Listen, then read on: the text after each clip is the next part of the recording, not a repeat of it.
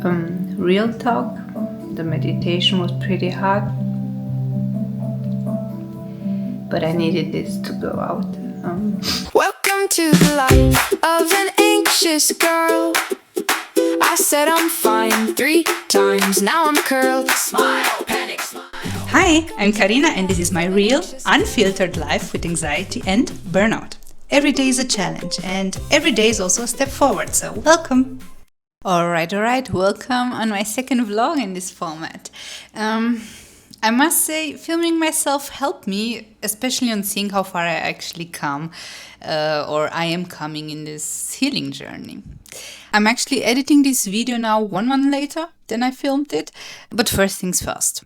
If you didn't watch the first video that I have posted, or my first vlogging trial, even though it was a bit cringe for me to edit it and see it, I'm Karina. I just quit my job because I decided to just stop treating the symptoms and go to the root cause of the burnout, and that was my decision, yes, to quit my corporate job. And I'm currently in my healing journey from burnout and anxiety. And during the healing journey, I decided to make videos about how I recover from this impasse and so how my recovery goes from burnout and from anxiety, and how a day in the life of an anxious girl looks like. And I wanted to show you the raw side of the healing journey, which also includes, to be honest, the fact that I have chosen for myself to get help through medication. I'm also seeing a psychologist every week, and to be honest, this process was very hard for me. It was also a point in my anxiety because all my life I was being told I should be ashamed, or people should be ashamed of reaching to medication, and that stuck in my head. Well, tough for you, Karen, or whoever thinks that, because those who seek help, and it doesn't matter in which way, taking help and asking for help is actually a sign of strength. And I will always think that, and I will always say that. Reaching out and asking for help shows how much strength you have in yourself. Now, let's see what an anxious girl does to get better besides taking the meds. Of course, walking. I'm doing my daily 10K steps. And I've said this multiple times before, also in the last video, consistency is the key. That's why I'm doing this every day, or I was doing it every day. And to be honest, I already start seeing mental improvement. So after just 1 week of doing the 10K steps daily. What I also learned in general was the fact that my big struggle with prioritization, deadlines, and managing tasks, which was a very big struggle, was actually also I'm not sure if it was a sign of burnout, but it definitely led to the burnout because I was stuck in this loop of, oh my God, I'm so overwhelmed, but I'm not asking for help. I cannot do everything on my own, but I'm not saying it out loud. You understand where I'm coming from, huh? And I never took action. So now I'm taking my action, and that is planning my day as good as I can through blockers in my calendar, and also I'm using tools to prioritize the task I have for the day, or better said, for the whole week. Then the second part of the 10K steps started. I usually need around 1.5 to 2 hours to finish at least 10K steps, depending on the pace. And if I see I cannot do them at once, I reprioritize some of the tasks and make sure I have enough time during the day to just split the steps during multiple walking sessions. One thing that I want to share today is the fact that your thoughts are your biggest instrument that you possess. They can either break you or make you the strongest you ever been. So it's up to you how you're gonna use them.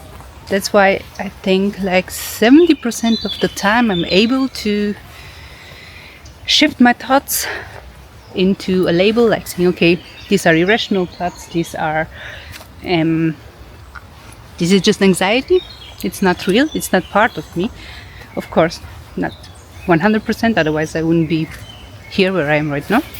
But it's very important how you will use this instrument that you have, because if you stay there stuck in those intrusive thoughts and let them take a hold of you, that's where the depression comes in. That's where the anxiety becomes real, even though it's only in our heads. That's when they are winning. So it's up to you, and of course with help, psychiatrist, psychologist, whatever help you need at the moment, medicine, everything that you think it might help, or getting professional help. And one more thing, burnout, it's not a disease yet, at least according to WHO and according to the medicine books. It's just like a symptom. For me it started in November, so 7 months ago. I should have known what it is because I was already studying it. I already had it before, so I should have known, but I kept pushing just like everybody else, and it got so severe that my anxiety came back in, that I thought I had under control. And sometimes you cannot control everything. That's the biggest thing, of course, in anxiety. Letting go of so control and letting go of control, it's very, very hard when you have anxious grounding. Yeah, and that's why I'm in a burnout. Currently working on that with what I'm doing now, nature, going out, doing my steps, PMR, yoga, meditation, working on my instrumental and cognitive resources that I have every day. So I'm on sick leave, but it doesn't mean I'm not doing everything. But that doesn't mean I'm chilling at home. I'm also sleeping a lot, to be true, but I'm using this time to work on it, because healing is not linear. I had to learn that the hard way. I have good days and I have very bad days, but that's why I also do journaling, because if I read what I have written 3 weeks ago, it's steady going up. So what I wanted to say was, it's very important how you use your thoughts. If you let them get a hold of you, they will become real. And if you tell yourself that they are not real, they're not part of you, but you accept them, that's when they will slowly start to fade away. All right, just like in my previous day, I continued studying for my burnout prevention coaching, which is a certification actually.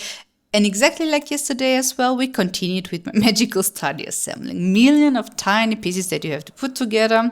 And it's actually a pretty perfect activity for giving your thoughts like a rest and make yourself concentrate on that activity instead of those intrusive thoughts. Following problem, I just realized that I started eating more unconsciously, and that makes me pretty anxious because I fought pretty hard to lose a lot of weight, and I worked a lot on my eating disorder that I had for so many years, and I thought it would be better, or that it got better, but I wouldn't say it didn't. But I tracked for today the calories, and I realized I ate 1,000 calories more than I should. And that's not good, and that makes me anxious. But I'm not gonna fall in the victim role. Gonna write now in my diary. And even though I'm not a big fan of tracking calories, because I know that in the past that it wasn't so good for me, because that gave me extra anxiety. I think for now, at least a week, just for me to see the range that I'm currently eating would be a good choice. So it would be a good option for me to start tracking again, because I didn't eat bad food. That's the thing. I thought it was okay because I didn't eat sugar and so on. But I ate a lot of food with a lot of fat, which of course has a lot of calories. And I would never ever would have thought that the things I ate were 1,000 calories more than I can eat. So yeah, it's time to work on that again too.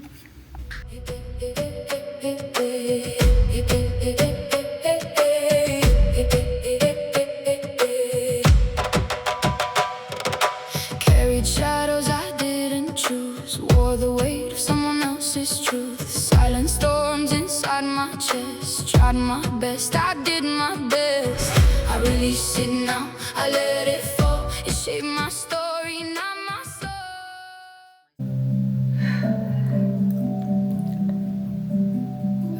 Real talk, the meditation was pretty hard, but I needed this to go out. I kept myself so busy also with doing this blogging and so on, vlogging, whatever. And in meditation you have the time for yourself, and I'm doing affirmations, and I tried something new today, and I couldn't feel it yet. So the affirmation was that I'm alright, which I clearly aren't.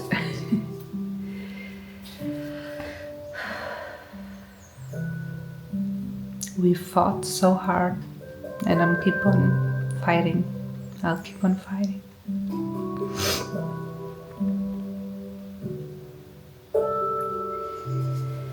It's exhausting. Anxiety is not fun. The invisible diseases are the worst.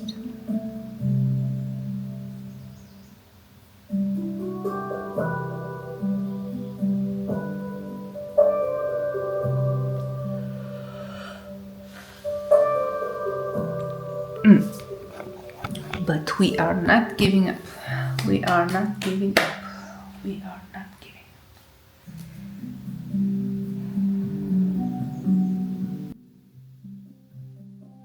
I'll probably never post this, but at least I have it for myself. Probably.